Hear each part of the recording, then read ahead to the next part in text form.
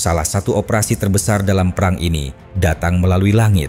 Rusia meluncurkan ratusan drone dan puluhan rudal secara bersamaan, menyerang berbagai kota dan infrastruktur vital Ukraina. Pertahanan udara Ukraina bekerja keras. Sebagian besar drone dan rudal berhasil ditembak jatuh.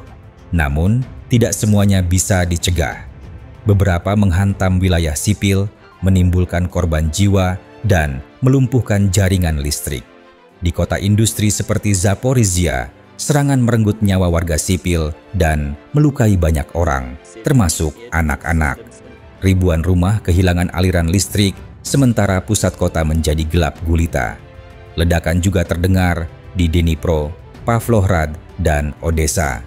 Bagi Rusia, serangan skala besar ini adalah unjuk kekuatan. Tujuannya bukan hanya menimbulkan kerusakan fisik, tetapi juga menguji pertahanan udara Ukraina, serta ketahanan logistik dari Sekutu Barat yang terus memasok senjata dan peralatan.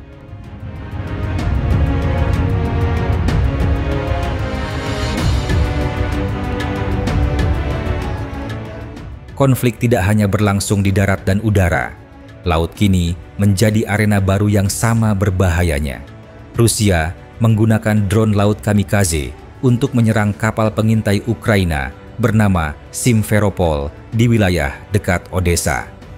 Rekaman yang tersebar menunjukkan drone laut bergerak cepat, menghantam lambung kapal, dan meledak dengan kekuatan besar.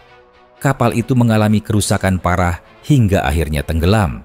Beberapa awak tewas, lainnya luka-luka, dan sebagian dinyatakan hilang.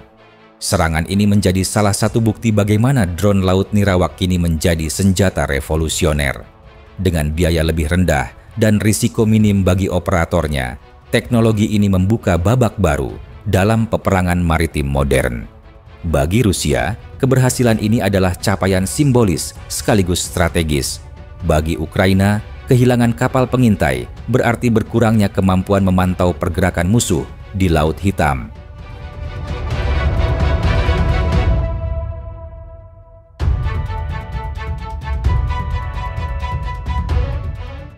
Jika melihat secara keseluruhan, Ukraina menghadapi tekanan besar di banyak lini. Di medan tempur, Rusia mengklaim menguasai sebagian wilayah di timur dan selatan. Ukraina berupaya melakukan serangan balik, termasuk menargetkan kilang minyak di wilayah Rusia. Di ranah politik, pemerintahan baru berusaha membangun stabilitas. Semua ini membuat politik Ukraina rapuh di tengah tekanan perang yang belum berhenti. Secara ekonomi, Ukraina masih sangat bergantung pada bantuan Barat. Pemerintah membutuhkan puluhan miliar dolar setiap tahun hanya untuk menjaga layanan publik tetap berjalan. Tingkat pengangguran memang menurun, tetapi kepercayaan masyarakat terhadap kondisi ekonomi masih rendah. Krisis energi semakin parah. Serangan terhadap infrastruktur membuat listrik sering padam. Rumah tangga harus mengurangi konsumsi hingga 1/5 dari kebutuhan normal. Semua ini menunjukkan bahwa perang telah menciptakan krisis multidimensi yang jauh melampaui ranah militer.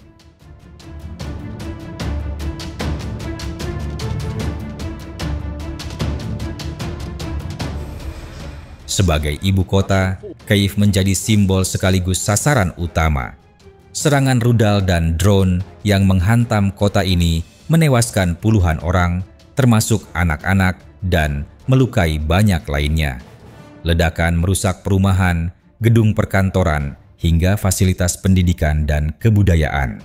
Bahkan, gedung-gedung yang mewakili kehadiran internasional ikut terdampak, memperlihatkan bahwa tidak ada wilayah yang benar-benar aman. Presiden Ukraina menyebut serangan itu sebagai salah satu tragedi paling kelam sejak perang dimulai. Tim penyelamat bekerja tanpa henti, mengevakuasi korban dari puing-puing bangunan yang runtuh. Namun, rasa duka dan trauma mendalam masih menghantui warga Kyiv. Reaksi dunia pun bermunculan. Negara-negara Barat mengecam keras serangan tersebut.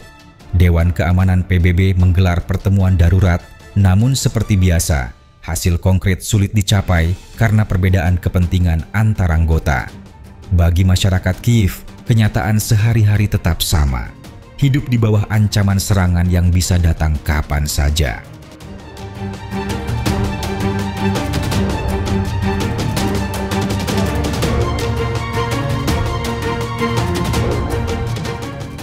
Dari semua peristiwa ini, ada beberapa hal penting yang bisa disimpulkan. Pertama, Rusia semakin mengandalkan kekuatan udara dan serangan drone untuk melemahkan Ukraina. Ini bukan hanya operasi militer, melainkan juga strategi psikologis untuk mengikis moral masyarakat dan aparat pertahanan. Kedua, medan perang maritim kini menjadi ajang eksperimen teknologi baru. Drone laut yang menenggelamkan kapal Ukraina membuktikan bahwa perang masa depan tidak lagi bergantung sepenuhnya pada kapal besar berawak. Ketiga, Ukraina menghadapi tantangan ganda, serangan eksternal yang terus berlanjut, dan krisis internal berupa instabilitas politik, ekonomi, serta energi. Keempat, Kyiv tetap menjadi pusat perhatian dunia. Serangan ke ibu kota adalah pesan simbolis yang menunjukkan perang masih jauh dari selesai.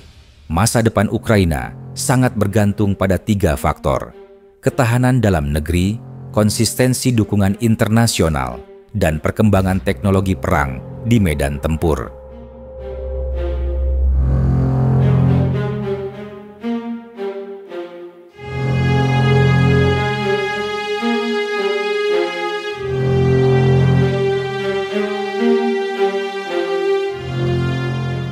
Perang di Ukraina telah memasuki dimensi baru. Serangan udara yang masif, penggunaan drone laut, serta tragedi di ibu kota memperlihatkan betapa konflik ini terus berkembang dengan pola yang semakin kompleks. Pertanyaannya, kini, seberapa lama Ukraina mampu bertahan? Dan sejauh mana dunia akan terus terlibat dalam konflik yang tak kunjung usai ini? Hanya waktu yang bisa menjawab.